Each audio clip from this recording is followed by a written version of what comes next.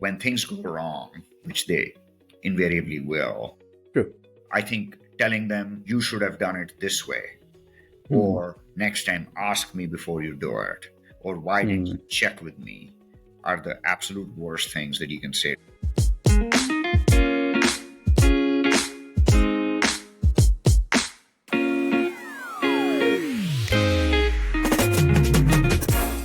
Welcome to My Best Hire. I'm your host, Rajeev Soni. On this show, we decode how great leaders identify exceptional talent and how outstanding professionals become valuable to their organizations. Through in depth conversations with executives and business leaders, we uncover both sides of the success equation, helping leaders build stronger teams while showing professionals how to stand out and make a lasting difference. So, whether you are building teams or looking to advance your own career, join us as we explore the stories of remarkable talent and the leaders who recognize their potential. Today on the podcast, we have Eddie Chandok. Eddie was the president and delivery head for Infogain Corporation for 15 years before he decided to move into an advisory role where he's looking at mergers and acquisitions and ESG. Also, he is a fellow Michigan Wolverine, and we went to the same business school, Michigan Ross. Go Blue. Go Blue.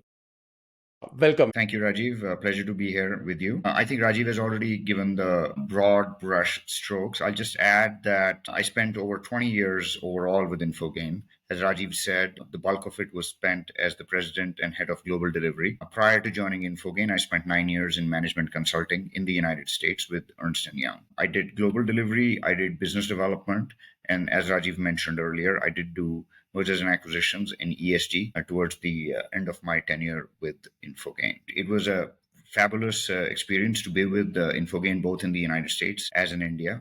And I think the success of the company is definitely built on the basis of all of the hires and all of the talent that we were able to bring into the company over the years. Awesome. So the podcast is called My Best Hire. Let's dive right into it, Eddie. Who is your best hire and who are we speaking about today? Yeah, so we're going to talk about a gentleman by the name of Shardul Sangal, who was brought in to support the global delivery organization as SVP Delivery. What had happened over the years was that Infogain had grown from a small IT services company with 400-500 people to having now over 5,000 people on a global basis. I had been continuously running the overall delivery organization, the delivery function, interacting with clients, making hires, ensuring quality, ensuring operations. I was also running international sales, which is the sales in India and Asia Pacific region. We did a transaction with Chris Capital in 2015. And right after that, we went into a cycle of a number of acquisitions. Along with the acquisitions came responsibility to do post-merger integration of those companies, bring in those capabilities, align the policies, align the cultures, and so forth. And I started to get very busy ensuring that those acquisitions were successful. Consequently, a decision was made to bring in a strong senior leader into the organization to handle the core delivery function for Infogain. That's where Shardul came into the picture. Shardul had had a long career in delivery with Wipro Corporation. He had been with them for over 15 years, and we brought him in to ensure that we bring in some more big company thinking. As I mentioned earlier, we had gone from kind of a smallish IT services firm to now more of a medium sized firm. With these acquisitions, our numbers were growing, and we wanted someone who can bring in more form rigor, somebody who can bring in better processes, and then also somebody who had stayed perhaps closer to technology, had stayed closer to the changes that were happening on the technology front, which for a variety of reasons, maybe I had done less of. And that's where Shardul fit. Shardul brought with him a lot of formality with regards to how one should run a delivery organization, the review processes, the metrics that one should track. Along with him, we built a number of systems as well and platforms that allowed us to manage and monitor the delivery organization a lot better. While I could go and focus on ensuring that these acquisitions and the strategic direction of the company were looked after. What did we like about him? We liked the fact that he had spent a number of years in various organizations, not moved around as much. Today, if you see, you'll see a large number of people who have 8 10, 12, 15 different organizations on their resumes. And I always worry about, what have they really achieved in short periods of time. Here, Shardul, as I mentioned earlier, had spent significant amount of time and had kind of gone through the growth journey at Wipro, and we felt that he could do something similar for us insofar as the delivery organization was concerned. Nice. He had also spent time in different jobs and supporting clients in different geographies. He had supported clients in Asia Pacific, supported clients in India, supported clients in Europe. And these were sort of growing geographies for us. We obviously had a strong footprint in the United States, but we felt that having done work in so many of these geographies, that we didn't think he was going to have that much difficulty kind of scaling up to the US organization as well. So these were some of the things that we liked about him. And so he joined us and really took the bull by the horns. Superb. So it sounds like, okay, you knew exactly what you wanted and you found a person who was able to come in. So I would love to hear a little bit more about his working style and the work that he did that allowed him to be so impactful. So I think he was a good mix of broad process technology, but more importantly, a strong people leader. I mean, ultimately, an IT organization is a services organization. Our product ultimately is software that is produced primarily by our programmers, by our developers, and by our talent. And I think harnessing the talent, leveraging the best in various different people, being able to understand who does what well is something that Shardul brought to the table. He has a very pleasing personality. On the surface, it felt like he was very soft with the people, but he was firm. He got the job done. He led by example. He put in the hours. There's a lot of discussion these days about how many hours one needs to work and whether 40 hours is enough or one needs to work 70 hours, what have you. You can choose whatever philosophy you want. But the reality is there was a single minded intent to get the job done, but at the same time, making sure that he was bringing the people along, that he was Hmm. coaching the people, that he was ensuring that there was good work life balance amongst the team with the objectives being met. I mean, ultimately, the client objectives, both of quality as well as delivery, have to be met. But I think his personality and his people management skills, in addition to process and technology, is what made him a great leader and a great asset to Infogain. Understood. So is there a particular incident where his personality shines through? So, I think we, during his era, started to also bid for and go for much bigger deals and Hmm. more complex transformational deals where we were now starting to talk to customers about taking over complete spectrum of services and full responsibility for the work that we were doing. We had never really done a large engagement where we had also rebadged individuals. So, where a client had come to us and said, you need to take this work, you need to do this work, and oh, by the way, I'm going to transfer over to you part of my headcount, both in the United States as well as in other geographies. These are people who know how to do this work, but I want to completely outsource it. This is the kind of work that we at Infogain had never actually done. That's where Shardul came in. Based on his experience, he had done rebadging work. And obviously, working very closely with HR, one had to figure out how to bring on board client personnel, how to ensure, both from a culture standpoint, compensation standpoint, roles and responsibilities standpoint, title standpoint, things match, because ultimately these are people who are going to make the overall engagement successful.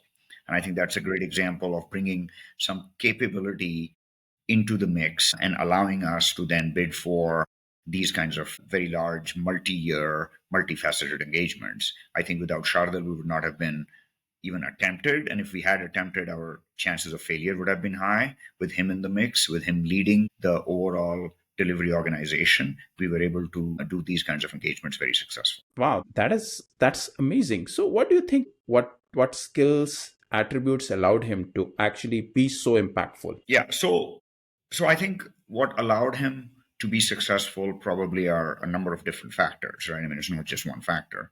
But one of the things that I will point out is that I always felt that he was a very well balanced individual, that he was a flexible individual, that he was Hmm. willing to push the envelope a little bit, take some risk, and had capabilities across a broad spectrum of skill sets. when we were looking at candidates to fill this position, we did see a large number of individuals who had very deep technical skills, who had managed bigger teams, who had done a lot of specific delivery oriented work. But what we found is that Shardul had good capabilities in people management, in technology, in process, and in helping construct deals, even though he might not have had the same technical depth or the same large team handling skills that some of the other candidates had. So I think what we find is, and maybe it's true for all leaders, but certainly in senior positions, having a good balance and wider set of skills perhaps Hmm. is the right way to find talent, as opposed to finding a very deep, specific skill set individual who would have very strong capabilities in one area but would struggle in others. So I think that's what Shardul brought to the picture. He obviously had good communication skills. He, like I mentioned earlier, had good people management skills and so forth. And some of these things are a given, right, as you're bringing strong leaders in.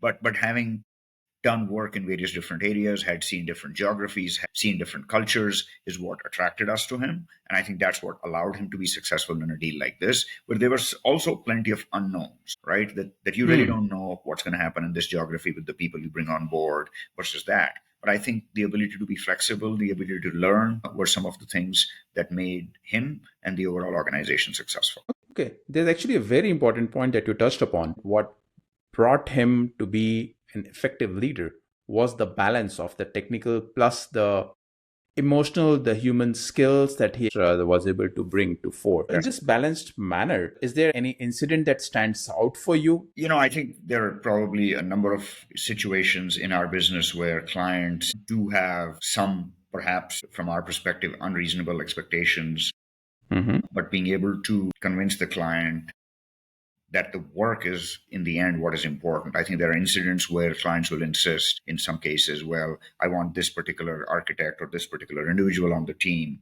and that individual for whatever reason may not be available. The client has some comfort with him. How are you going to make that person available? They may be involved in another engagement. They may be pulled out to be able to do something that is in some cases more valuable to us. So how do you juggle that? In the end, the client has to be kept happy. And I think building trust over a period of time and having a reputation where Shardul would say, this work is going to get done.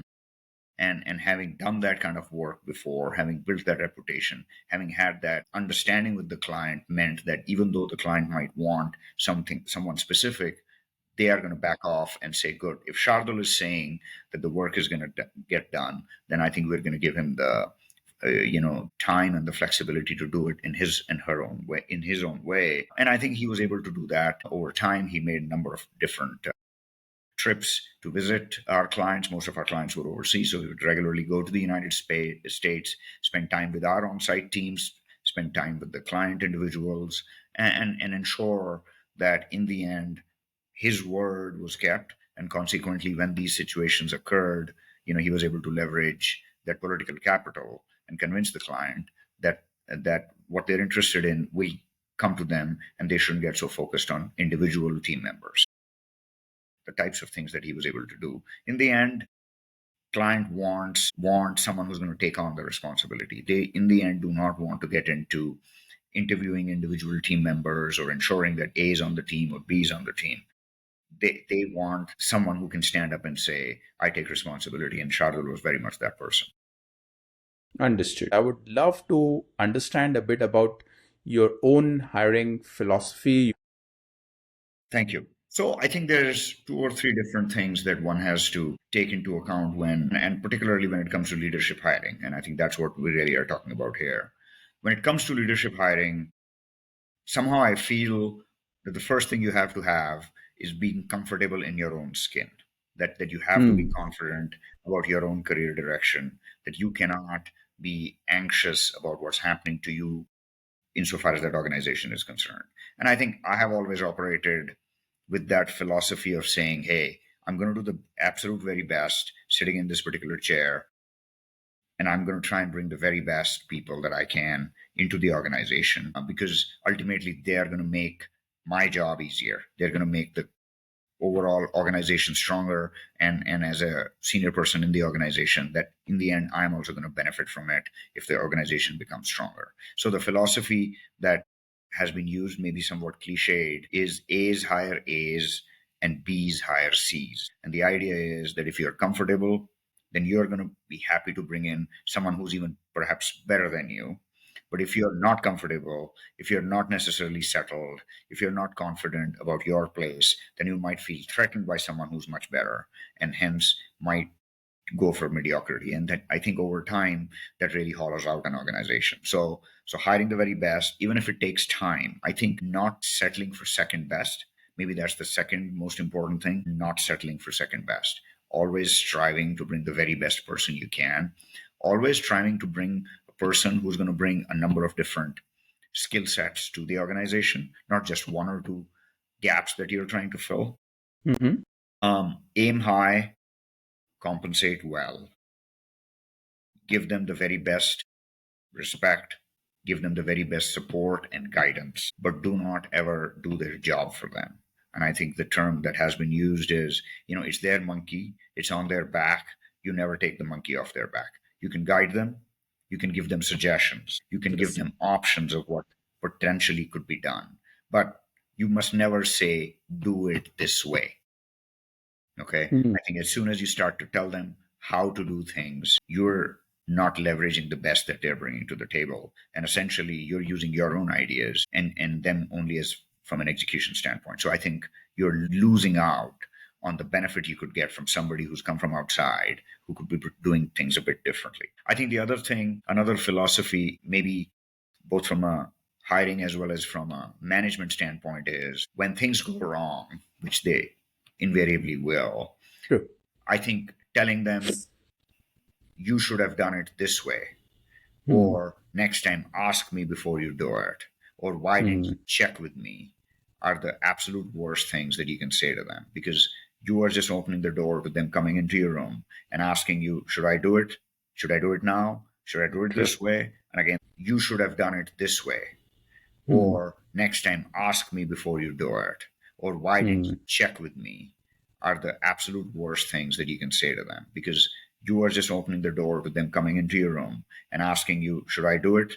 Should I do it now? Should I do it this way? And again, this is not something that you hired them to do, right? So even if you have to give some constructive feedback after some sort of a failure, the way I would like to do it is to say, if I were doing this, perhaps I would have considered this, that, or the other option, in a very soft way, to say there are other alternatives on how things might get done. But again, it is their responsibility, as opposed to saying, why didn't you check with me? I have tried very hard in my career, particularly with new hires, not to say, why didn't you check with me? Why did you do it this way?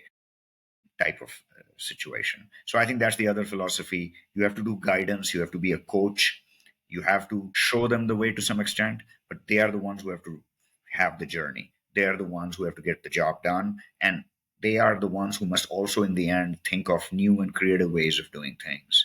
You're limited by your background, you're limited by what you've learned in whatever organization you've been. And I think that's what a senior leader brings to the table, is new fresh thinking, new fresh energy, and with your support and guidance, you make sure that they're successful. One last thing, if after all this, if after trying very hard, giving them enough adequate time, giving them all of the resources that they might want, not saying no to most of the things unless they were really irrelevant, you find Mm. that the person's not scaling, the person's not able to cut it, then at some point just listen to your gut and make a change.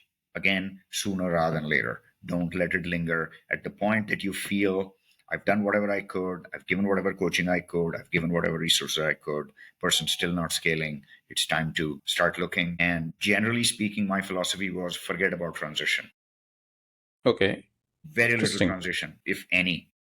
The organization was running prior to this person joining, the organization will run even when this person's out the door. Once you choose and decide that you're going to make a change, the change has to be made absolutely quickly. The person has to be informed and needs to be out of the organization as soon as possible while you then restart the search. Saying, I'm going to now search, I'm going to spend 3, 4, 6 months looking for somebody, and then I'm going to make a change. I think that's, you really are wasting the organization's time. You have to put pressure on yourself. Somebody else temporarily will step into that role while you make the change. So those are some of the philosophies that I have insofar as hiring and managing people is concerned. That's amazing, Eddie. I want to speak about one specific part of this is that if they are working out, how did you manage Shardul? So he was already coming at an SVP level, so that's a very very senior position. How did you ensure that, okay, that this person is satisfied, they are getting what they wanted, and you are helping them perform and develop in their career? So I think one of the things that I have already tried to do, and we did do with Shardul, is that when things go wrong, you have to stand in front of the person. You are the shield. You have to take the responsibility for anything negative that happens for your team. Simply saying, I didn't do it, Shardul did it, doesn't work. And I think that's what, in the end, builds respect within a team.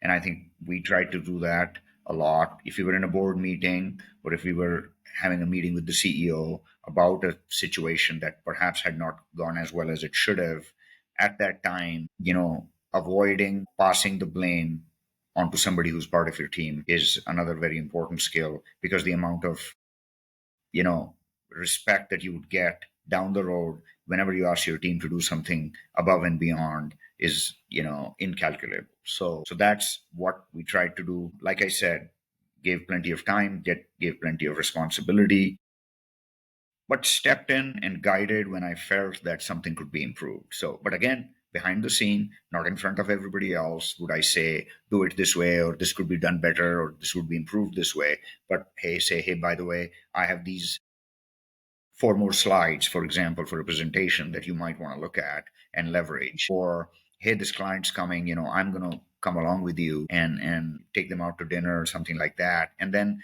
in that situation, then you can actually build your second leader in front of the client, saying, hey, Shardul just come on board. These are his background. This is how well he's been doing for us. This is what he's been doing with other clients. He'll be able to do great stuff for you.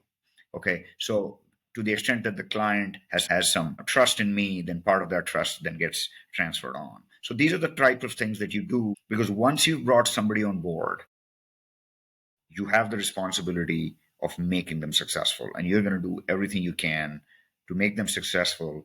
But as I mentioned earlier, short of doing their work for them. Okay, you have to make them successful, but you can't step into their shoes and do their work for them. That's where the line is. So we did that with Shardul, and the organization continued to grow, and he blossomed and did well. As I moved out of delivery and actually out of Infogain, he stayed on and continued to lead and play a very important role. He got some additional responsibility over time, and had a good career at Infogain.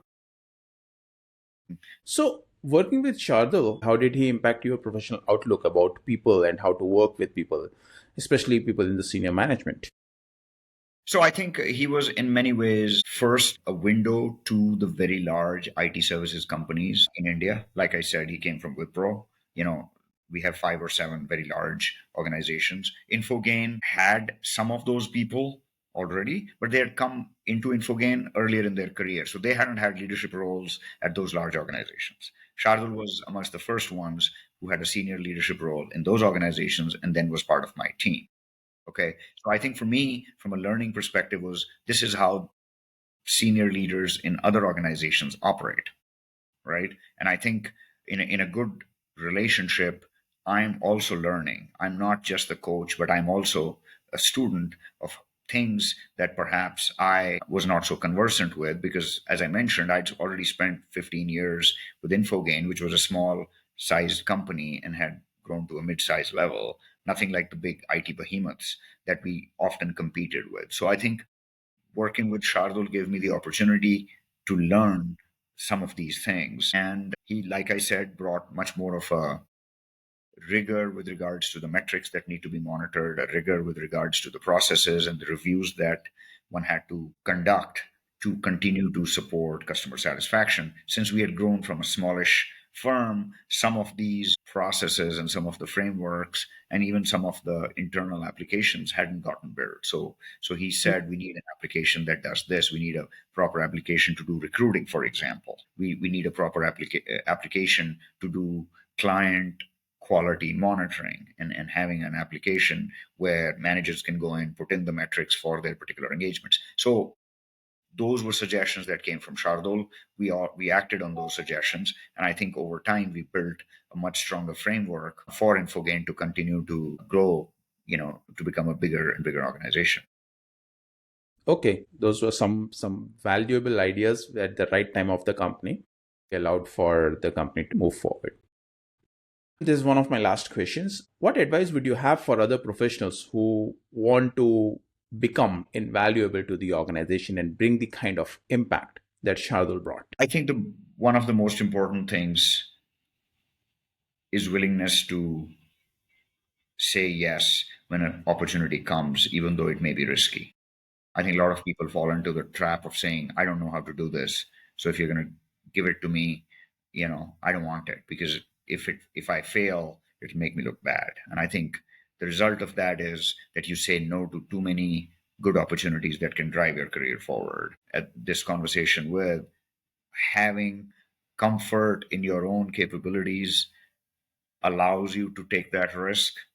Taking that risk makes it so that you get more opportunities. When you start to say yes more people will come to you and say, will you do this? I mean, I did not have personally any big capability when it came to mergers and acquisitions or post merger integration or something like this, but I'd done enough new things in the organization that when the time came, I was the leader to try and do post merger integration. And yes, we brought some consultants in, and yes, we took some capabilities from outside, but I could say yes because I was comfortable that I'm settled in this organization and I'm going to take a little bit of risk. And I think that's true for anyone coming into the organization, particularly at a senior level. Say more yes, take a chance, learn, find a way to learn, get help from someone internal or external, but don't say, I've never done this before, so I think you should find someone else. I think that just is a career ending move, if there is one. I agree. At least not a career progressing move. Yeah. Even if it doesn't end the Well, I career, think but you my stagnate. view is stagnated careers are dead careers. So either you're moving Yes, forward in your career or you're declining. I mean, I don't think there's any middle ground there. it's true. That's true. Awesome. Eddie, thank you so much for taking the time to speak with us. This is amazing. And we look forward to having you speaking about some of the other best hires that you have had. Thank you very much, Rajiv. It was good talking to you.